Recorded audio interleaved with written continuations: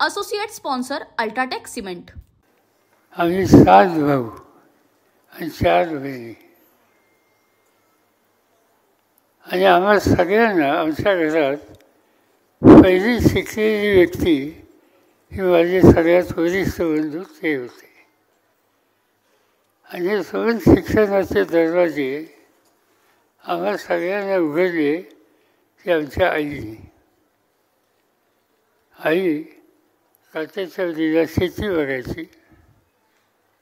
वरचं शिक्षण घेण्याच्यासाठी पुण्यामध्ये येऊन त्याने एक खोली घेतली आणि तिथं आम्हा 5 जणांना ठेवलं. रोज सकाळी स्वयंपाक करून डबा तयार करायचा आणि 7 वाजल्याच्या एसटीने तो पुण्यात येईल याची व्यवस्था करायची. स्वारगेटच्या एसटी स्टँडवर मी जाऊन तो डबा आणायचा आणि नंतर आम्ही शिकत होतो तर 5 जणांचं जेवण हे तिथं व्हायचं. आणि एखाद्या दिवशी जर एस टीचा घोटाळा झाला, संप असला तर त्या दिवशी डबा यायचा नाही. पण हे सगळं काम केलं आईने आणि तिचं लक्ष असायचं की आम्ही नक्की अभ्यास करतो का काय. आणि वजनात ती इथे येत असे, आमच्या कॉलेजमध्ये जात असे आणि आमच्या प्राध्यापकांना विचारत असे की चिरंजीव नक्की काय करतात. आणि त्यामुळे साहजिकच तिचा एक दरार आम्हा सगळ्यांच्याच होता. हाँ शुक्ला जी, भिजवाना सिर्फ अल्ट्राटेक ही. मान गया बेटा, पर अल्ट्राटेक ही क्यों? आप ही ने तो कहा था कि घर जिंदगी में सिर्फ एक ही बार बनता है. घर एक, मौका एक, इसलिए सीमेंट भी देश का number 1. UltraTech, India's number 1 cement. शिक्षण घरामध्ये नव्हतं पण तिने सगळ्यांना शिकवलं. माझे थोरले बंधू हयात नाही आहेत, पण ते लॉ कॉलेजचे झाले, कायदेचे वकील झाले उत्तम. नंबर 2चे कृषी खात्यामध्ये पदवीधर झाले. अप्पासाहेब पवार म्हणून त्यांचा लौकिक होता. नंबर 3चे अजितचे वडील ते शेती करत होते. नंबर 4 जे होते त्यांना इथं इंजिनियर व्हायची इच्छा होती पण सोयच मिळाला नाही. मग तहसीलदार कचेरीत कारकून म्हणून काम केलं, पैसे मिळवले आणि इंग्लंडला गेले. तिथं नोकरी करून शिकले आणि शिकून आल्याच्या नंतर इथं स्वतःची इंडस्ट्री उभी केली. त्यानंतर ते होते ते आता इंग्लंडलाच असतात. इथं आर्किटेक्ट झाले, इंग्लंडला गेले. टाउन प्लॅनिंगचं वरिष्ठ शिक्षण त्यांनी घेतलं. त्यांची पत्नी इंग्लिश आहे आणि ते सगळे तिथं राहतात. आज या सगळ्यांना शिकवलं, मला शिकवलं, माझ्या धाकट्या बहिणींना शिकवलं आणि सगळ्यांना पदवीधर केलं ते आईने केलं. हे शिक्षण आईने दिलं. लक्ष आमच्या आईचं होतं त्याच्यामध्ये.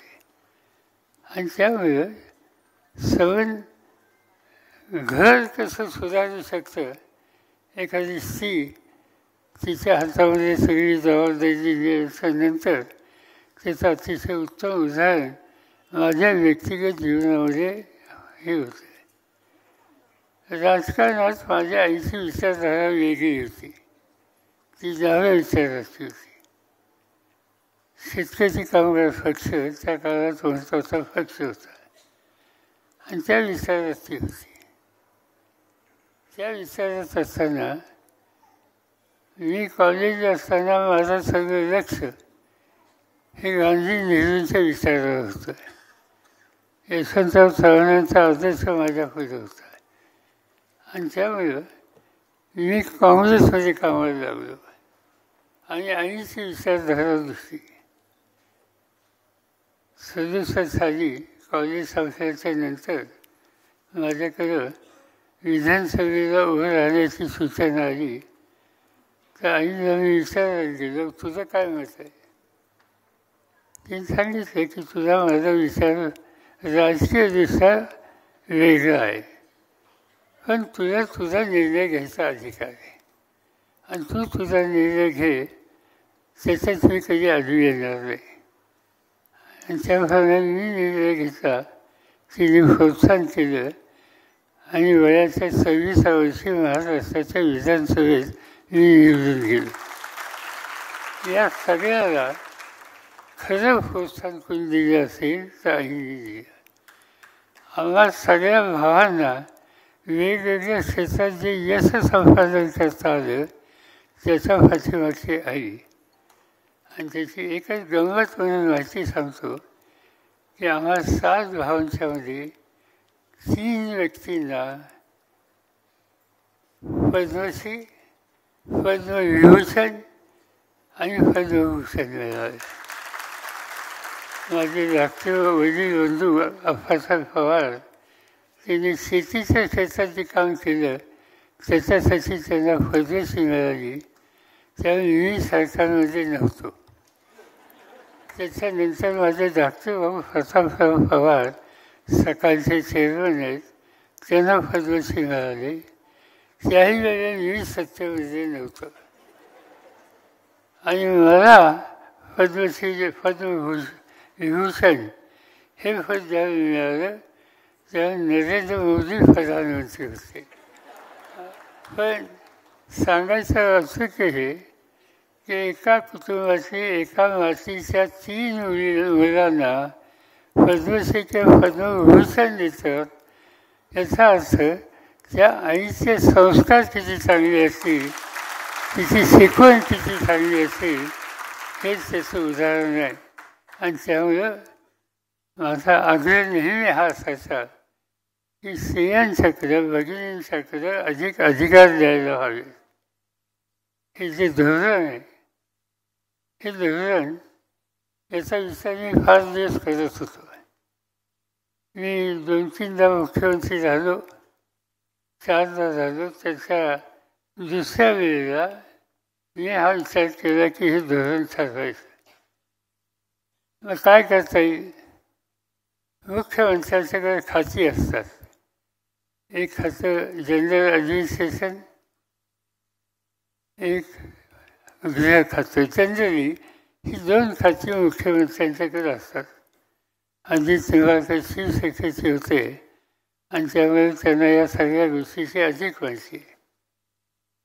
मी 3ऱ्यांदा मुख्यमंत्री झाल्याच्या नंतर मी सांगून टाकलं, माझ्याकडे गृह खातं ठेवू नका. मुख्य सचिव, गृह सचिव बघायला मी डोळे फाडून की गृह खातं नाकारणारा मुख्यमंत्री म्हणजे काय? ठीक आहे, म्हणजे काय, कोणतं खातं तिथं? मी मला विवेचनशाही, महिला आणि बालकल्याण हे खातं मला द्यायचं. आणि मग माझ्याकडे GAD आणि महिला आणि बालकल्याण हे मी खातं घेतलं. आणि महिलांचं खातं घेण्याच्या वेळी माझ्या मनात एक विचार होता की या राज्याला महिलांच्या संबंधीची एक नीती स्वतंत्र असली पाहिजे. आणि त्याची आखणी करायचा मी निर्णय घेतला. आणि ते करायचा निर्णय घेतल्याच्या नंतर प्रथम या विभागाला सचिवाची निवडणूक करायची होती. ती मी चंद्रा अय्यंगार नावाच्या एक भगिनी त्या माझ्या या खात्याचे सचिव होते. आणि मला एक गोष्ट सांगायला आनंद होतो की चंद्राने या कामात खूप अभ्यास केला. त्यांनी महिलांच्या ज्या वेगवेगळ्या संस्था आहेत महाराष्ट्रातल्या, अशा जवळपास 25 ते 30 संस्थांची माझ्याशी विचारविनिमय चर्चेची संधी दिली. आणि या सगळ्या वाटाघाटीतून, चर्चेतून महिला धोरणाची निर्मिती झाली. आणि ती झाल्याच्या नंतर त्यावेळेचे देशाचे राष्ट्रपती के नारायण यांना आम्ही निमंत्रित केलं आणि हे धोरण महाराष्ट्राच्या समोर मांडलं. मला आनंद आहे की हे धोरण मांडल्याच्या नंतर हे धोरण महाराष्ट्रापुरतं सीमित राहिले नाही, ते देश पातळीसुद्धा गेलं, देशाच्या पातळीसुद्धा हे झाली. आज ही सगळी नीती त्याच्यामधून ठरली गेली.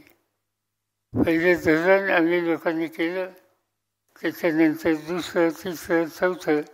पण पहिल्या धोरणामध्येच एक आम्ही लिहून ठेवलेलं होतं की दर 5 वर्षांनी त्याचा आढावा घ्यायचा आणि हा आढावा घेताना त्या क्षेत्रात काम करणाऱ्या भगिनी त्यांना निमंत्रित करून त्यांच्यापुढं हा सगळा धोरणाचा भाग ठेवून, मसुदा ठेवून काय सुधारणा करण्याची गरज आहे, काय अनुभव आहेत याचा विचार त्यांच्याकडून घ्यायचा आणि जिथं शक्य असेल तिथं सुधारणा करायच्या. या पद्धतीनं पहिलं, दुसरं, तिसरं, चौथं धोरण हे सतत बदलत गेलं, त्याच्यात सुधारणा झाल्या आणि त्याला धरून शासकीय निर्णयसुद्धा घेतले पाहिजे त्याची काळजी आम्ही घेतली. आता साधी गोष्ट आहे की ज्याचा उल्लेख आता मगाशी केला गेला प्रेझेंटेशनमध्ये की पतीच्या प्रॉपर्टीमध्ये पत्नीचा सुद्धा अधिकार हा असला पाहिजे. निर्णय आम्ही घेतला मंत्रिमंडळामध्ये. विधानसभेमध्ये कायदा करायचा प्रस्ताव मांडला, चर्चा झाली, माझ्यासोबत चर्चा झाली. 6-6:30 वाजले. मी सांगितलं पक्षाच्या लोकांना की हे विहीन मंजूर झाल्याशिवाय हाऊस बंद करायचं नाही आणि मी दुसऱ्या कामाच्या साठी निघून आलो. माझ्याकडे दुसऱ्या बैठका होत्या. संध्याकाळची 6 वाजून गेले होते. 6:08 वाजले तरी चर्चा होतच होती. आज सगळ्याचा आमच्या संसदीय खात्याचे जे मंत्री आहेत त्यांचा मला फोन आला की साहेब आपल्याच पक्षाचे लोक काही मान्य करत नाहीत. म्हणजे झाले काय? नाही, म्हणजे त्यांचं म्हणणं असं आहे की बापाच्या प्रॉपर्टीत मुलीला संधी दिली तर उद्याच्या घरामध्ये मतभेद होती, बहीण भावांचे संबंध हे खराब होती आणि म्हणून हे नको असं सगळे म्हणतात. म्हणजे कोण म्हणतात? त्यांनी एक 10 आमदारांचं नाव दिलं. या 10 जणांना घेऊन वर्षावर या, माझ्या बंगल्यावर या. त्या 10 जणांना घेऊन ते माझ्याकडे आले. मी का तुमचा विरोध आहे? नाही, म्हणजे आमचे कौटुंबिक संबंध बिघडतील. जी प्रॉपर्टी मुलावर राहणार आहे त्याच्यात उद्या बहीण वाटेकरी झाली, उद्या तिचं लग्न झालं, घर वेगळं असणार आहे आणि त्यामुळे आपल्या घरात दुसरे लोक शिरतील प्रॉपर्टीमध्ये आणि त्यामुळे कारण नसताना मतभेद वाढतील, नाती बिघडतील आणि म्हणून हे नको. Associate sponsor UltraTech cement.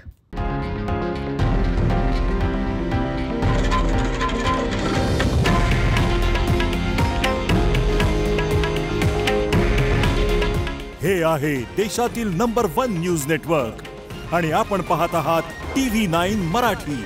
काळजी तुमची, हित महाराष्ट्राचं.